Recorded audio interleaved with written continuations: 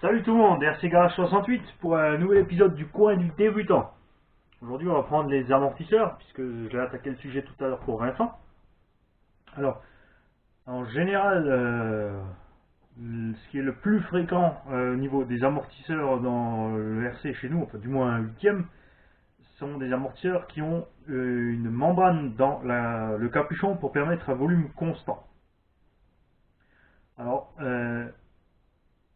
pourquoi un amortisseur? L'amortisseur contient de l'huile et un piston, donc enfin tout simplement un cylindre avec 2, 3, 4, plus, etc. perçages de différents diamètres. Le fait que ce piston se déplace dans l'huile va le freiner. Donc, deux solutions pour changer la dureté: ou vous changez le piston, c'est-à-dire que vous avez moins de trous ou des trous plus petits pour la même dureté d'huile, donc la tige de l'amortisseur va coulisser de façon va coulisser plus difficilement dans l'amortisseur. Ou vous gardez le même piston et vous changez la viscosité de l'huile. Plus elle est fluide, plus le piston va fonctionner simplement, plus elle est épaisse, plus il va être freiné. Il est nécessaire absolument de trouver le bon équilibre entre votre tarage de ressort et l'huile que vous mettez dans le véhicule.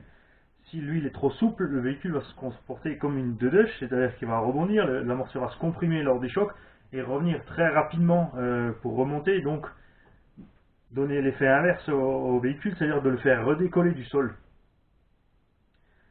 Si vous mettez de l'huile trop épaisse par rapport à ce que peut faire le ressort, l'amortisseur va se comprimer et ensuite aura du mal à remonter et le véhicule va être relativement ferme. Les roues ne vont pas suivre les inégalités du terrain et là pareil, vous allez avoir une très mauvaise tenue de route. Il y a évidemment beaucoup de variantes en fonction de ce que chacun aime avoir comme réglage sur son véhicule ou la sensation avec laquelle il aime rouler. Alors pour les amortisseurs, donc les plus courants, comme je l'ai dit, avec des membranes, le remplissage est très simple, pas sorcier du tout. Il n'est pas nécessaire d'avoir des pompes à vide ou je ne sais quel outillage étrange qu'on puisse vous vendre, réservé, je dirais, aux compétiteurs extrêmes. Mais dans le loisir, c'est vraiment simple. Vous mettez votre piston à la moitié, vous remplissez d'huile jusqu'à 1 mm du bord, vous descendez doucement le piston, vous pouvez le faire tourner, il n'y a aucun problème, pour évacuer l'air en fait qui est resté, donc si votre amortisseur était totalement vide, l'air qui est resté sous le piston. L'idéal ensuite est de faire plusieurs fois le mouvement en douceur. Si vous le faites trop rapidement et que l'huile est épaisse, elle va tout simplement gicler de l'amortisseur. Quand vous aurez sorti toute l'air, forcément il faudra faire un peu la pointe d'huile, et ensuite vous avez ici la membrane, donc une simple membrane en caoutchouc, qui a de l'air d'un côté, et qui est concave. Et on dit donc que c'est un amortisseur à volume constant, puisque cette membrane va aller sur le volume d'huile, et quand le piston va remonter relativement rapidement, il y a une variation de la pression d'huile qui va donc pousser sur cette petite membrane, et l'air qui est contenu derrière va pouvoir permettre au piston de rester dans l'huile du début à la fin du mouvement, tout simplement. Les amortisseurs qui n'ont pas ce genre de membrane, lorsque vous les remplissez, il y aura toujours un peu d'air en haut, donc il y a des chances que soit le piston arrive dans le volume d'air, et qu'en redescendant, qu'il crée une émulsion, c'est-à-dire des bulles d'air dans l'huile, et donc une modification du comportement du véhicule. Ou sur les retournements, où forcément le volume d'air qui est en haut va se retrouver de l'autre côté. Il y a des amortisseurs sans membrane qui sont très bien faits, puisqu'ils ont tout simplement une vis de purge en haut. Donc vous remplissez à fond, vous vissez votre capuchon, vous ouvrez, l'air peut sortir, et votre amortisseur est effectivement vide de tout air, ce qui est encore un peu mieux, je dirais, que la membrane. Quand vous vissez votre capuchon ici pour un amortisseur à membrane, il y a généralement un petit trou dans le capuchon à travers lequel l'huile en trop va pouvoir sortir ou l'air qui va rester dedans. Point très important, pour savoir si votre amortisseur est rempli correctement, vous le comprimez à fond et là il ne doit pas revenir. S'il revient, c'est qu'il y a un peu trop d'huile ou trop d'air dedans, donc une contre-pression qui va induire la même chose qu'une huile trop fluide, c'est-à-dire que le ressort va pouvoir se détendre rapidement et refaire décoller votre véhicule du sol, donc rebondir. L'idéal est qu'il soit légèrement ventousé à l'intérieur, qu'il soit nécessaire de tirer dessus pour le sortir de là.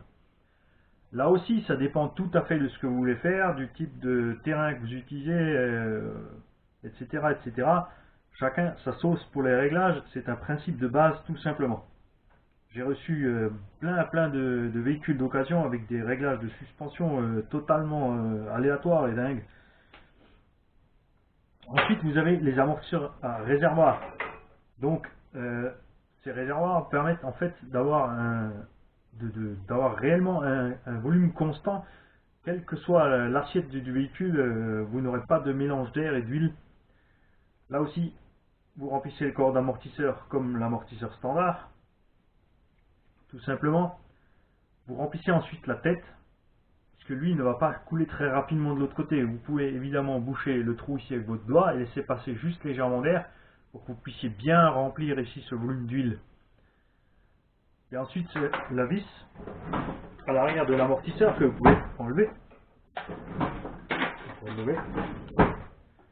Donc il est absolument inutile de remplir votre amortisseur ici à ras-bord et ici à ras-bord, puisque quand vous allez mettre votre vis, qui a quand même un volume relativement important, le volume que vous agitez ici va forcément expulser autant de volume d'huile, si vous en avez mis trop, ou d'air ici. Donc il n'est absolument pas nécessaire que tout ceci soit noyé dans l'huile. Vous pouvez ensuite tranquillement, comme l'huile ne peut pas couler puisqu'il n'y a pas d'arrivée d'air,